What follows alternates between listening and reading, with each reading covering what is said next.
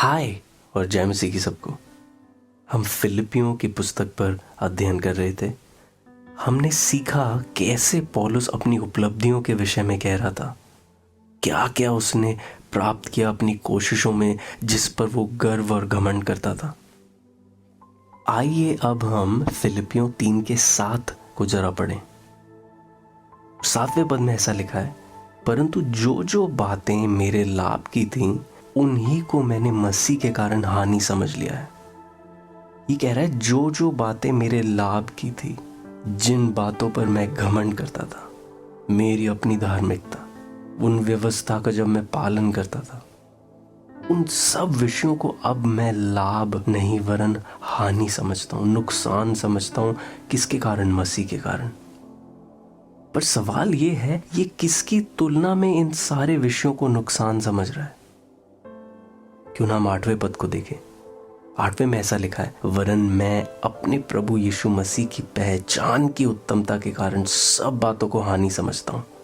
वाह! ये कह रहा है मसीह यीशु की पहचान की उत्तमता के कारण इन सारी बातों को, मेरी उपलब्धियों को, जिन बातों पर मैं घमंड करता था, उन सबको अब मैं हानि समझता हूं।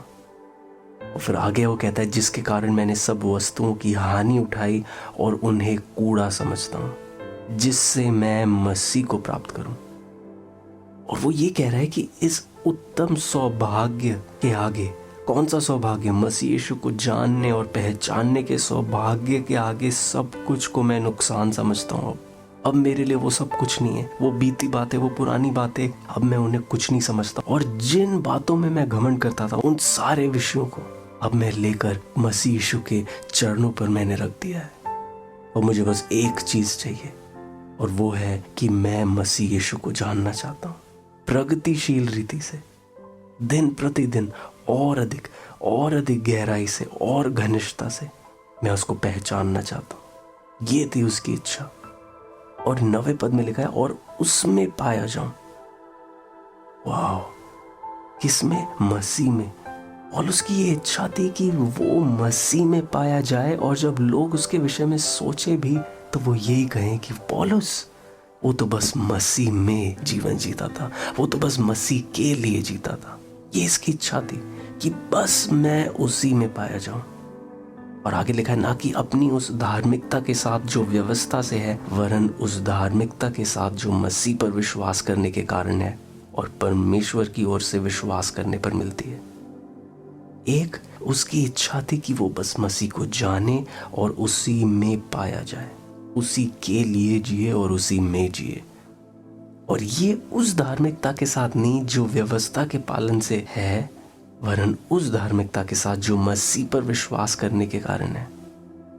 और ये जो उसकी इच्छा थी 9वें पद में कि मैं उसी में पाया जाऊं, ये वो अपने उन विधियों के पालन से या व्यवस्था के पालन से जो धार्मिकता मिलती है, उससे नहीं पूरा कर सकता था वो, वरन उस धार्मिकता के कारण जो परमेश्वर के पुत्र यीशु मसीह पर विश्वास करके मिलती है, परमेश्वर के द्वारा।